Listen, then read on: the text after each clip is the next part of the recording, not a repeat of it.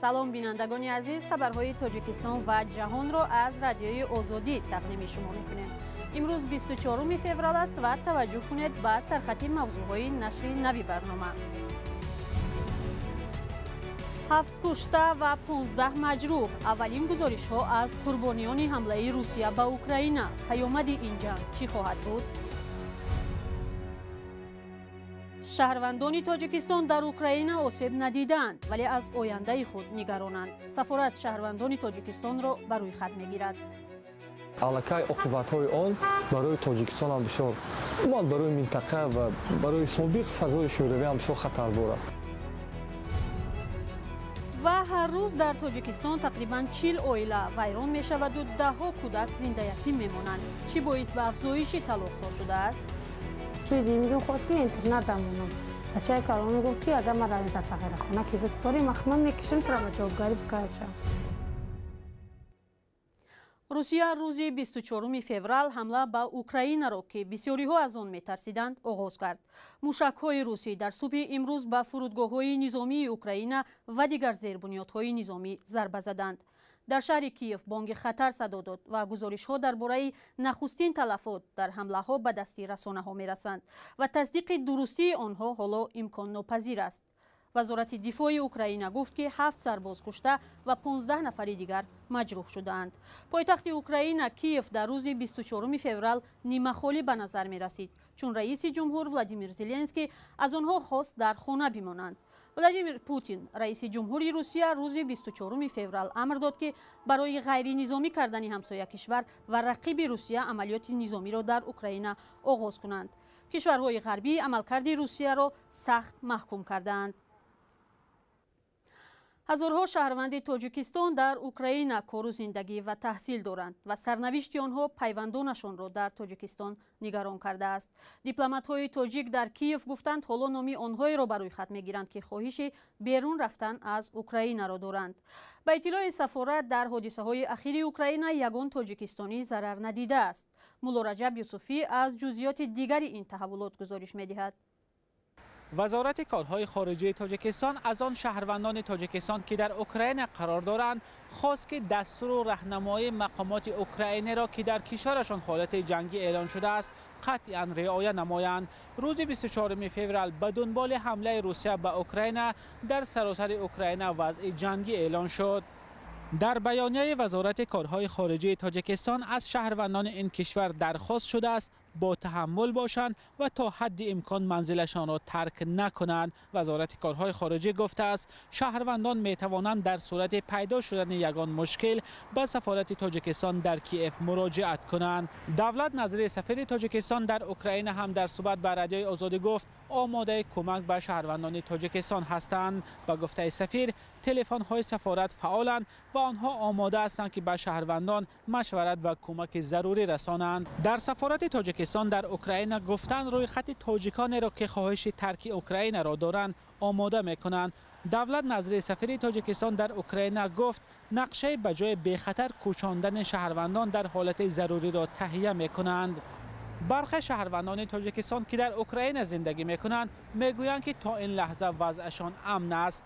حیدرشاه زیدوف شهروند تاجیکستان که در کیف زندگی می‌کند گفت ساعت 5 صبح با صدای ترکش بیدار شدند. همصحبت ما افزود وضعیت در کیف در عموم تهلکه‌بار نیست چون مردم قبلا آمادگی گرفته بودند. سعیده یک شهروند تاجیکستان که در شهر زاپاروژ اوکراین همراه با خانواده‌اش زندگی می‌کند گفت صبح در تمام شهر بانگ خطر صدا داد. به گفته سعیده مقامات اوکراین به آنها گفتند از خانه بیرون نشوند. تعداد عمومی شهروندان تاجیکستان در اوکراین فعلا معلوم نیست. طبق آمار وزارت معارف و علم تاجیکستان فعلا 101 نفر دانشجویان تاجیک در اوکراین تحصیل می‌کنند. به گفته برخی همصحبتان ما تنها در شهر کیف حدود 8000 نفر از تاجیکان زندگی می‌کنند.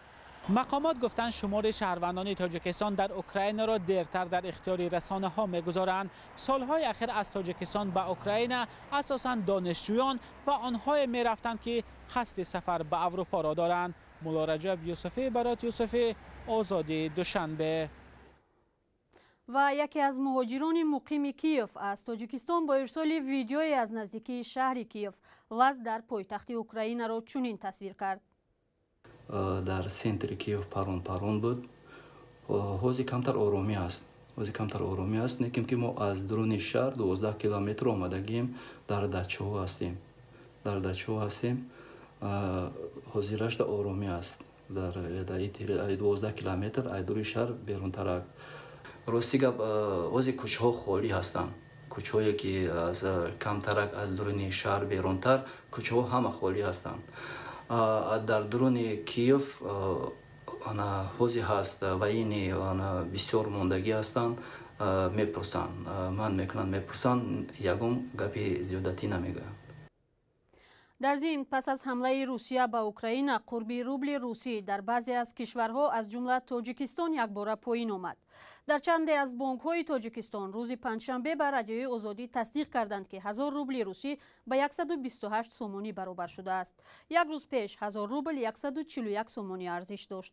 جنگ در اوکراین نگرانی‌ها را در تاجیکستان زیاد کرده است. تحلیلگران تاجیک میگویند پایین‌روی قربی روبل فقط یک تأثیر جنگ روسیه در اوکراین است. در میان مهلت اگر ما بررسی کنیم آن میتواند مجموعه مشکلات معین را آفرد و این مشکلات بستگی دارد از اینه که کشورهای رقیب روسیه نسبت به این کشور چگونه اقدام را روی دست میگیرند. اقدام آنها میتواند اقدام حربی باشد چون که دعوت ها در کشورهای اروپایی برای مساعدت و یاری به روسیه هست. اگر این حالت سر زند البته این نزاع الکی نزاعی نه روسیه و اوکراین بلکه نزاع بین روسیه و کشورهای غرب را یا کشورهای عضو ناتو را میگیرد که الکی عاقبت‌های آن برای تاجیکستان هم بسیار برای منطقه و برای سابق فضای شوروی هم بسیار خطربار است. ارشاد سلیمانی خبرنگار تاجیک در صحبت با رادیوی آزادی گفت که امیدوار است این جنگ طولانی نخواهد بود ولی در صورت پیوستن دیگر کشورها به این مناقشه ممکن است نزاع دراز شود. این بحران کوتاه مدت است. در نظر دارم نزاع مسلحانه را ولی اگر جوابهای قاطع مثلا داده شود امکان دارد که این درگیری ها طولانی تر شود چون مسلم است که اوکراین به تنهایی توانی به اندازه‌ای که ضرور است حمایت از خودش ندارد و به امید کشورهای همپیمانش به مثل فرانسه و بریتانیا و امریکا و اینا است.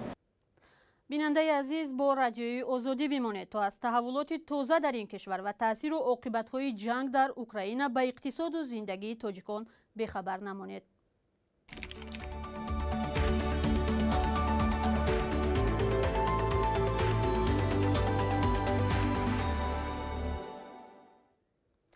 برنامه را با گزارش‌های دیگر پی می‌گیریم. بنا به آمار رسمی در تاجیکستان هر روز 37 و ماه بیش از 1100 عائله ویران می‌شود. افزایش طلاق‌ها در سال 2021 باعث شده است که حدود 15000 کودک زنده یتیم ماند و یا از مهر پدر و مادر محروم شود. تحلیلگران بارها تاکید کردند که مشکلات در عائله‌ها را باید جدی گرفت چنان عاقبتی بد در پی خواهد داشت. سبب افزایش طلاق و پیامدهای آن را همکاران ما برات یوسفی و علیشیر ظریفی تحقیق کردند.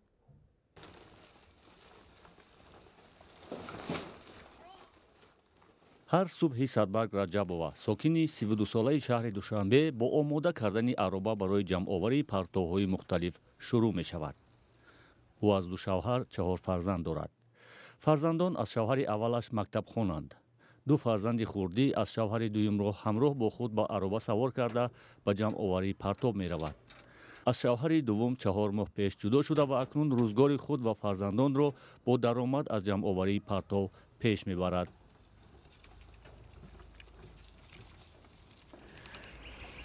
تا ساعتهای 12 شب، 10 شب، 8 شب، 9 شب با می 4 کودک کار و فعالیت میکنم با می عروبه با خلاشکا صرفان یک که می کلیونکو را جمع میکنیم یک ماشین میکنیم یک ماه 10 روز یک ماه 20 روز جمع میکنیم 700 سم 770 سم میشه. در یک حولی اجاره نیمه‌ویران با فرزندان اجاره میشیند و 350 سومونی اجاره پولی پرداخت میکند. نه شوهر اول و نه شوهر دوم برای فرزندانش الیمنت پرداخت نمیکنند. چی میگم خواست که اینترنت دامونم بچه کلامی گفت که اگر من رای تسخیر خونه که بسپاری مخمم میکشم تو را به جوابگاری بکارشم با خاطر همه گودکای شوهر یکم آورده افته یا میزنش جدا شدگی دو گودک داره دو بچه داره خواست که ما میگم ما گودکم سراغ نمیکنم تنم سراغ نکن با همین خاطر ما جدا شده نتونستم گودکم انتخاب کردم صاحب منزل اجاره‌اش به خاطر که در حوالی پرتاب جمع می‌آورد با او چند روز دیگر مهلت داده است که خانه را خالی کند. اکنون صدبرگ با 4 فرزند نابالغش نمی‌داند با کجا رود. در تاجیکستان ده‌ها نفر شبیه سرنوشت صدبرگ را دارند. با اطلاع وزارت عدلیه تاجیکستان در سال 2021 نزدیک 14,000 خانواده از هم پاشیدند که نسبت به یک سال پیش 3,000 بیشتر بوده است. از این طلاق‌ها حدود 15,000 کودکان نیمه یتیم ماندند. سبب افزایش طلاق‌ها در کشور را هم مقامات و هم روحانیان مربوط به مشکلات اقتصادی و معرفت پست خانواده‌ها و آسان بودن خانه‌دارشوی نسبت به دیگر کشورها می‌دانند. اساسی پشت اینا هست که معلومات تصورات درباره زن و شوهری و که زندگی شریکی یا حیاتی شریکی ندارن شروع به این کار میکنن در نتیجه ناکام میشه. رئیس شورای علمای مرکز اسلامی بر این است که برای جلوگیری از افزایش جداشوی عائله‌ها باید قبل از ازدواج جوانان در جای درباره معرفت عائلوی، حکمت روزگار زن و شوهری تعلیم داده شوند. جداشوی عائله‌ها در تاجیکستان یکی از مسئله‌های جدی گفته می شود که به قول متخصصان باید به آن توجه بیشتر شود. هرچند مسئولان کمیته کار با زنان بارها تاکید نمودند که در دایره برنامه‌های خود تلاش دارند از پاشخوری خانواده‌ها پیشگیری نمایند، ولی کارشناسان مستقل فعالیت مقامات را در این راستا ناکافی می‌حسابند. مقامات ناحیه همدانی منطقه هممرز با افغانستان میگویند به ساکنان محلی اجازه زرشویی در ساحل رود 5 داده می شود. ساحل های رود 5 که مرز تاجیکستان با افغانستان را جدا می کند منطقه ممنوع برای کار حساب می شود. محمود جان رحمتزاده همکار ما در خطلان موضوع را ادامه می دهد. دریای 5 مرز تاجیکستان و افغانستان را از هم جدا می کند. در آن ساحل ده‌ها شهروند افغانستان زرشویی می کنند. حکومت تاجیکستان هم در جلسه سالانه خود تصمیم گرفته است دریافت طلا را از رود 5 راه اندازی کند. در حکومت ناحیه همدانی گفتند چنین زمینه در ناحیه آنها وجود دارد. نسبت کارکردی طلا یعنی که دایره 5 مکانی طلا است. همین برادرای اون طرفی سرحد گویا که به ماموریت اومده در لب دریا کارکردی طلا را میکنند. اینجا مرز فرخار تاجیکستان و ولسوالی در قد افغانستان است. از بلندی های فرخار مشاهده می شود که ساکنان آن طرف مرز در لب دریا به دریافت طلا مشغولند. اما در فرخار و همدانی راه را به سوی دریا سیمخوار بسته است. تنها مرزبانان حق دارند از این سیمخوار گذرند. اما بازارعلی آدینه‌زاده گفت که پرزیدنت امامعلی رحمان دستور داده است مردم توانند به ساحل رسند. در ما همین کار راه اندازی نشده است. جناب عالی دستور دادن که راهش یابیم تا که مردم ما هم به این کار شغل کنند. البته چرا انداز مقدار معینی طلا را به حکومت میسپارند، دیگرش میتواند که خودش استفاده برد. اینا فکر میکنم که از طرف حکومت جمهوری تاجیکستان راه اندازی میشود. در ناحیه ما هم زمینه برای این کار هم است. تاجیکستان با افغانستان بیش از 1400 کیلومتر مرز دارد. در ماه اوگوست سال 2021 طالبان افغانستان را اشغال کرد. تاجیکستان بعد این مرزهایش را به افغانستان بست. ساکنان نزد مرزی هم گفتند که بعد تصرف طالبان نیز ساکنان را در لب مرز مشاهده می‌کرده‌اند. خودی ساکنان افغانستان هم گفتند که از زرشویی و دریافت سنگ‌های قیمت‌بها رزق خود را به دست می‌آورند. اکنون به زرشویی ساکنان تاجیکستان نیز امکانیت فراهم خواهد آمد. در تاجیکستان از سال 2020 به شهروندان اجازه زرشویی از رود و کانال‌های کشور داده شده تا حال زیاده از 3000 پروانه این فعالیت داده شده است. چون این صاحبکاری در دوره پیش از شوروی موجود بوده، حکومت شوروی آن را منع کرده بود. محمود جان رحمتزاده، آزادی، ناحیه همدانی. اخباری آزادی به پایان رسید. سپاس از شما که با ما بودید. خبر و گزارش و ویدیوهای بیشتر را از وبسایت azadi.org، صفحه های ما در اینستاگرام و فیسبوک و کانال آزادی ویدیو در یوتیوب تماشا کنید. نوشتن نظر و گذاشتن لایک را هم فراموش نسازید. تا دیدار در برنامه‌های بعدی. خدا نگهدار.